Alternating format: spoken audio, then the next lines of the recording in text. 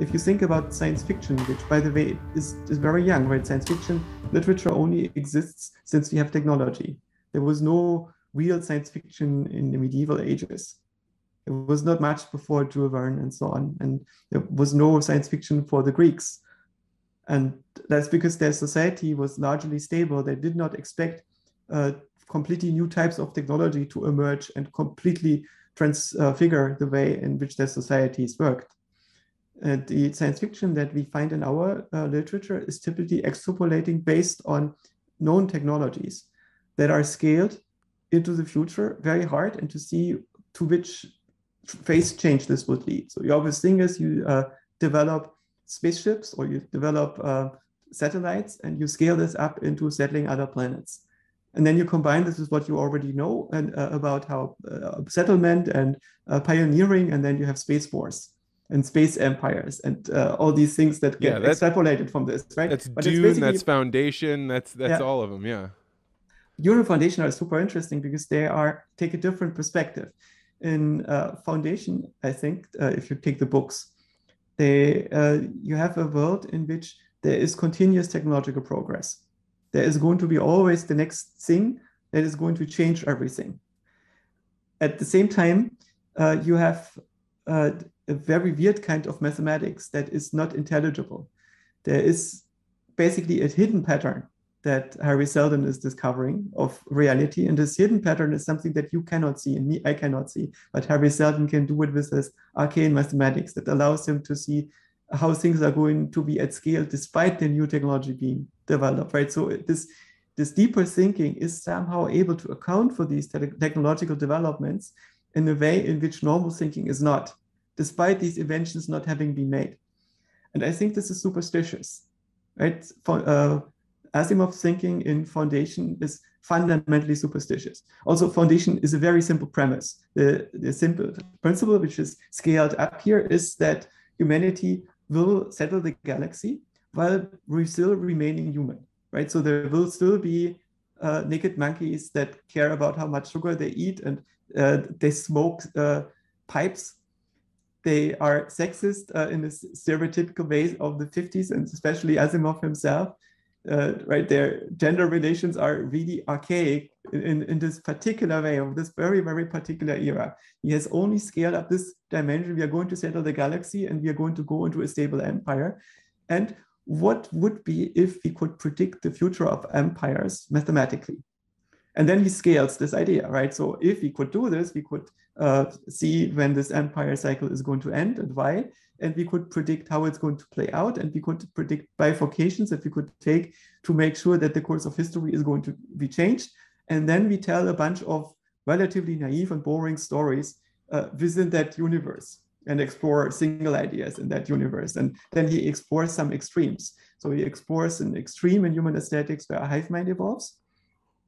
And so you have a planet where people telepathically share all the ideas and intentions as a result are in some semi-enlightened state.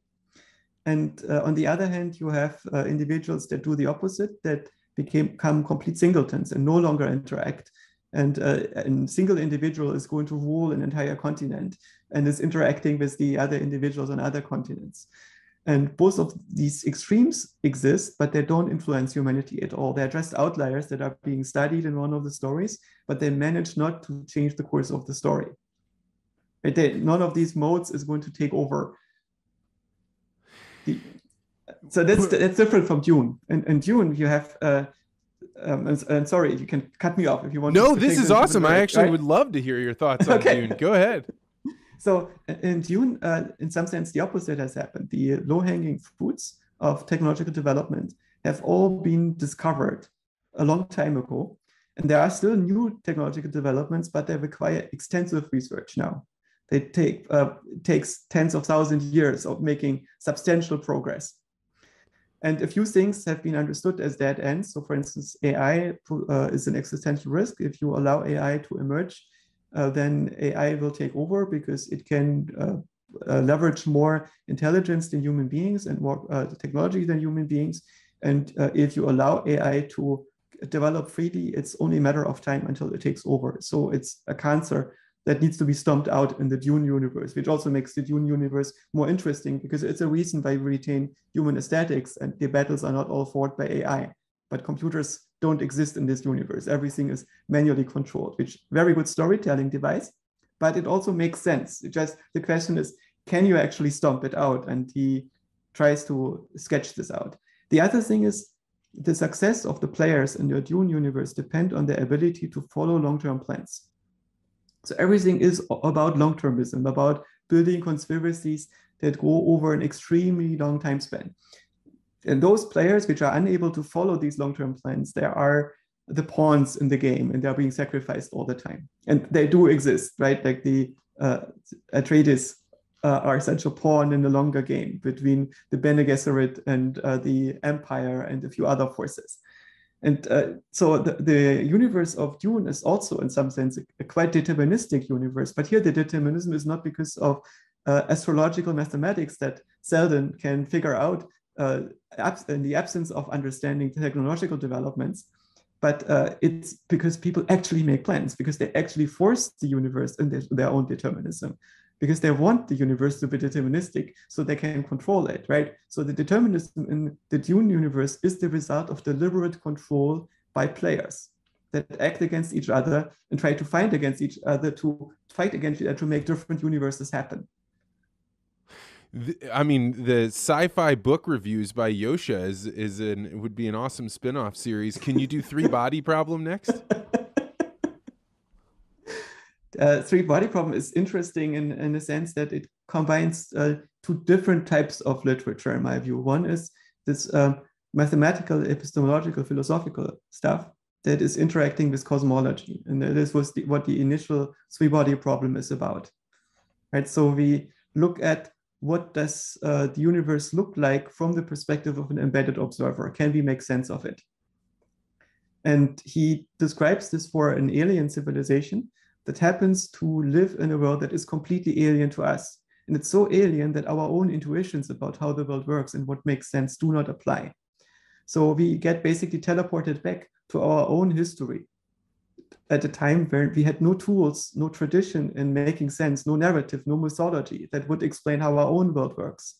Right? Before we had the idea that there are lumps of mass that are lumping together through gravity in space and then are forming suns and planets, and these planets rotate on orbits in 3D due to spatial curvature around these centers of mass and so on. All these narratives didn't exist back when we started out. And so we now start out with a planetary system that has multiple suns. And as a result, the planet is on an extremely complicated and somewhat chaotic trajectory, which makes it almost impossible to determine the future and to tell narratives of the future. And the species that lives on it, the intelligent species, has adapted to it by going into a hibernating stage. And that makes the species and their interactions extremely unintelligible to us and mystical to us, right? It's very arcane, brutish, wild ways of interacting that to them look sophisticated, but to us look alien. And this allows us also to look at the mode of civilization with fresh eyes. Right? When we now look at different civilizations, very often people ask, is this progress? Is this better or is this worse? They don't ask about why did this work best at that time and therefore had to happen. And when we think about Genghis Khan, we think, oh my God, this is very brutish, very primitive. It killed a lot of people. The way they lived, this nomadic style and so on, was in many ways inferior to the way in which we perceive our society to be. Yet it was almost able to wipe Western society out. How was that, right? There was a mode of organization that was much, much more effective. And evolution is not about what's better. It's about what's more effective, right? Good and bad only exist with respect to a shared purpose. So it exists with respect to a hive mind that you are already part of. And so the three body problem leads us first out of our present hive mind, out of our present mythology into a new one, and then invites us to look at our own world with fresh eyes from the perspective of an alien civilization. Oh, man.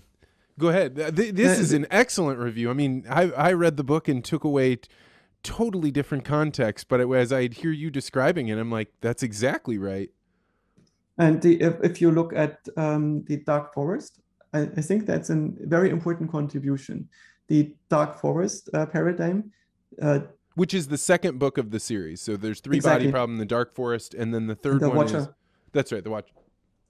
The dark forest constitutes a break from the three-body problem, right? Even though there is nominally a connection, because it turns out that this three-body civilization does indeed exist, and it's going to interact with us in detrimental ways.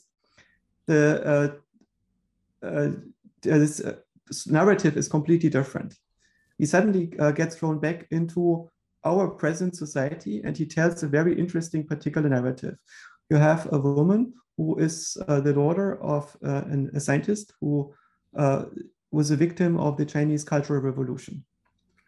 And she hides in the Chinese modern day equivalent of SETI, of the Search for Extraterrestrial Intelligence, and is looking for signals from species from other planets. And that dark forest paradigm is doing away with the hippie notion of space exploration. The hippie notion of space exploration is that being a hippie is the natural mode of society. Right? This is, for instance, the perspective that is in the new Graeber-Wengro book about civilization, that basically people are by nature hippies. They are kind to strangers, they're kind to each other, and they only get mean to each other when evil people get on top and manipulate society into inventing the patriarchy and all the other bad things that are making people evil and aggressive and are leading to imbalances in power and oppression and injustice in the world. And this is a position that is very near and dear to my heart in a way, because I think the result of an evolution that turns people into domesticated beings, and I am domesticated myself in this way. I am a sheep. I have a strong inhibition against initiating violence. I'm not a wolf. I don't get off by biting somebody's throat and drinking their blood so I can live. Right? But a wolf does. And there are people which basically are fine with that. They're Conan, what's best in life, right? It's, what is it? Slaughtering your enemies and hearing the crying. The cries and the laments of their women, right? The yes, as they're driven before you. Yes. So this is a state that you can be in if you are a warrior. And there are warriors which are successful as warriors, and there are peasants and workmen and craftsmen and mathematicians that are successful in their professions, and they will have different inclinations, different aesthetics. And the hippie aesthetic is a particular one. And the science fiction of our present civilization, the Star Trek universe and so on, has essentially been developed by hippies who thought that techno hippies, they're hippies who think that you need technology, you need a degree of weaponry to have peace, you need an immune response in your society. But by and large, people are good, intelligent beings are good. They want to link up, they want to be harmonic, they want to be friends with each other. And once we meet them, there will be ways to explore how this works. And they're often at an earlier stage of development where they have not discovered yet that they're all hippies. Right? And so it's a very beautiful perspective, and I really like it. I'm sympathetic to it. And it took me a long time to work through this and realize that it's probably not true. Because the thing that is built around this, or is built on this, our identity, and it's the last stage, or that Keegan describes, the fifth stage, is when you get agency over your own identity. Your own identity, whether you are a hippie or a warrior, or a peasant or a mathematician and so on, and you think this is the right way to live. This depends on a certain way on your purposes outside of yourself, above yourself. Yourself tends to be downstream from this. It depends on what's sacred to you. It depends on how you relate to transcendental agency, to the next level agent that you're part of. And if you don't relate to any next level agent that you're part of, you have to be either at the top, which means you are some kind of singleton that is governing everybody else, and very few people are capable of that, or you will be ineffective, because we are a state building organism. We have to to achieve anything on the planet, do this together with others, preferably with very large groups that you have to deeply interface and cooperate with, right? So this relationship to shared purposes, to sacredness, is crucial for us, and it shapes who we are in our own understanding more than we typically are aware of. And being able to understand our own identity, our own sacredness, the construction of our own sacredness, and being able to change that is very powerful. And once we understand that identity is flexible, we begin to understand the identities of other people. We understand where they're coming from, that their identity is the result of where they were born, and which side on the Middle East conflict they're in is the result not of whether they're good or evil, or stupid or smart, or insightful or dumb, but it's the result of them being born in a certain place and the things that happened to them, and then the thoughts and insights that they had as a result of that. And so this is the crucial thing that we have to understand, that there's an ecology of opinions. People have all opinions that are possible to have physically in a way, and you can find all possible opinions on the internet. It's not because people are especially stupid or especially mean or especially smart. It's just because it's possible. They will emerge, and incentivized opinions will be abundant. So back to the dark forest. The dark forest idea is that the natural mode is that there is scarcity in the universe, and the main scarcity is real estate. There's only a limited number of places that are good, and there is an unlimited amount of potential life that wants to settle them. And life by itself is a principle. It's this principle of growing complexity in the environment in a scalable, self-replicating way. The only way that life is possible that we know is cells in this carbon cycle, but maybe there are other forms of life that are conceivable. But you need to have something that is able to settle, to create complexity. And I think what's crucial for the type of life is that we are looking at is that it can solve almost arbitrary control problems, which means it has to have a Turing machine built into it, some kind of small computer that can model reality in arbitrary ways. And on this computer, it somehow needs to implement a functional approximator, a way to learn how to do that. And the simple system that is able to do this is the cell. The cell contains a small Turing machine, DNA, RNA, tape with a read-write head that is able to execute programs. And evolution can modify these programs. And on top of that, the cell has evolved more mechanisms for learning. So the cell is a little single-celled animal, right? A cell is a little being that is exploring the universe and tries to survive in this universe, maintain its own equilibrium. And to do this, it needs to harvest more energy from the environment, or at least as much energy from the environment as it requires to maintain its own structure. So this cell is also a little empire of molecules that are arranged in such a way that they can conquer a part of the universe and extract resources from it. And then cells can lump together to build this empire together. And then you have an organism. And an organism is a tight organization of cells that act in a coherent way with each other. So there are something like a meta cell. They solve control problems together. And life can survive because it is able to put a little bit of energy into the environment to get more energy out of it, to solve a control problem in this way, which a dumb chemical process cannot do, because a dumb chemical process like combustion cannot actually compute anything. It cannot make a model of the future. So it's only following a direct gradient. And this ability to do something that is not just following a direct gradient, this is what makes our minds special and what makes life special. So once you have that, once you realize this, that is the basic driving force of evolution, the ability to settle and to build empires. And the harmony that we have within the empire is just something that happens within your kingdom, that happens as a mode of harmonization within the group and as a result of inter-group specialization, but doesn't happen at the frontier of the group where you need to pioneer. Once you make that switch, you realize that when you meet aliens, these aliens will probably not be hippies. Because if there is a way for people to meet each other because faster than light travel is possible, it means that the universe will probably be settled. All the surfaces that can be settled will be settled after a certain amount of time, and they will be settled by the most successful colonizers, by the most successful empire-building species. So this is the idea that he explores. Life is in a normal mode in nature, in a jungle, is afraid. it hides unless it's on the prowl and on the hunt. And so this is why the forest is dark at night. That's why you are sparse with making your signals, with making yourself known. This is so fascinating to me. So for people that haven't read the book, the reason I consider it the dark forest is I think of the almost obscene level of loneliness that the wall facers would have to be. So there's these characters that the human race has to, and this is the very beginning of the book, so I'm not giving anything away.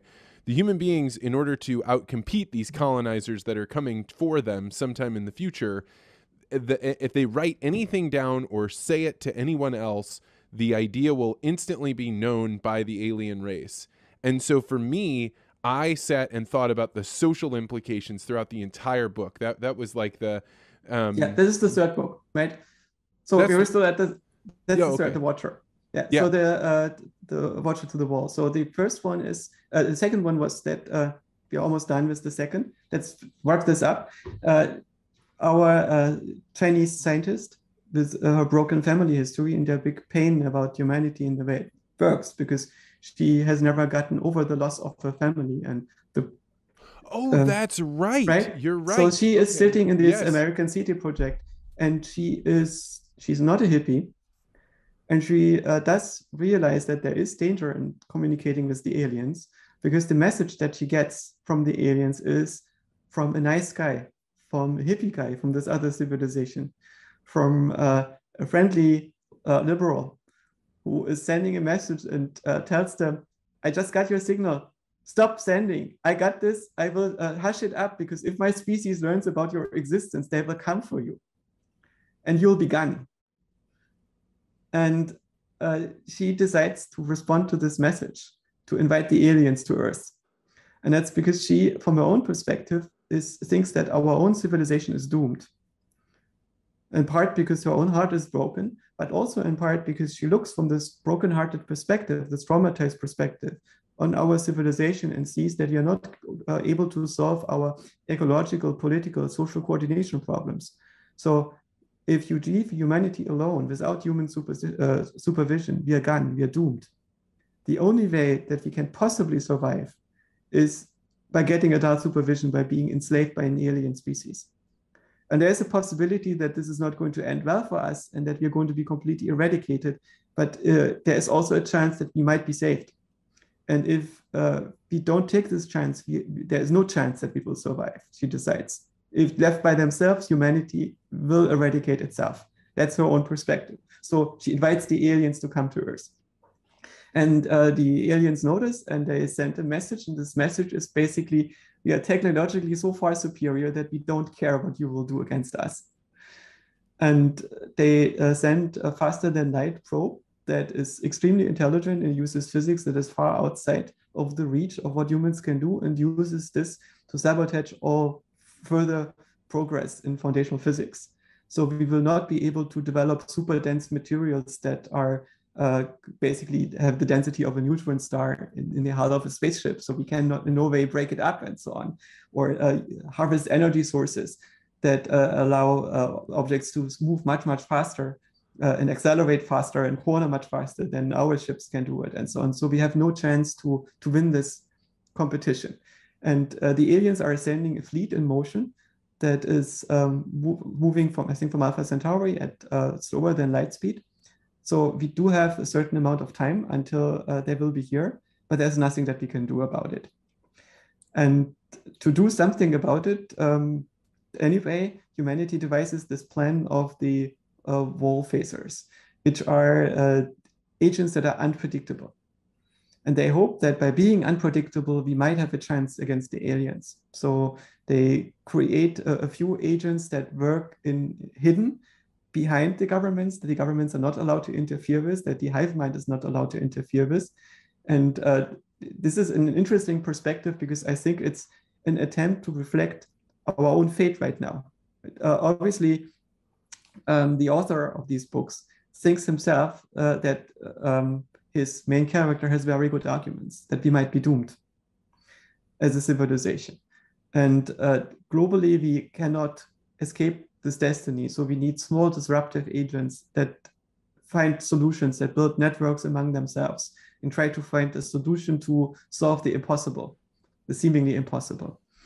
And I think that he does a good job in building a good narrative in the last book from a plot perspective. It's quite interesting because you see people that do long-term plans that are very counterintuitive, that include assassinating some good people that otherwise would trigger technological developments that are not the right ones from the perspective of a particular wall facer, and so on. But eventually, the aliens are defeated with a Deus Ex Machina that is not completely plausible. So I find that the resolution of the third book of the series is unsatisfying because it is something that is not logical. It's not something that you would expect to happen. And this also conveys an important message. While the book ends on a hopeful note, the hopeful note is enshrined in, I actually don't have a good reason why it should be ending hopefully. Yeah, I actually came to the conclusion when I ended the book, like, sorry for anybody if this is ruining it for you, that it was not unlike like Game of Thrones or Lost or something, where you're just like, I've been in this whole ride, it's been beautiful, and something ended, and I just had to conclude that maybe this is the dream that you tell yourself so you can go to sleep at night, because this anyone rationally, having read the thoroughness with which he'd use logic on every other part of the argument, just wasn't there in the last 3 pages of the book or 5 pages of the book. Should we feel bad that we spoiled the book? I don't think so, because we only spoiled it for people who had been living under a rock and didn't read it, because it was one of the most important science fiction in the last few years. Right, so there's a very good chance that the people who haven't read it were not going to read it anyway. And yeah, will be served well with the summary for the others. Well, and my belief, so Rob Long, one of my good friends, always says you can't actually spoil a really good book, because the great book isn't in the conclusion, it's in the experience of the book. And it's also one particular perspective, and I think that there are many valid perspectives on these books, and it's only what I took personally out of a single reading.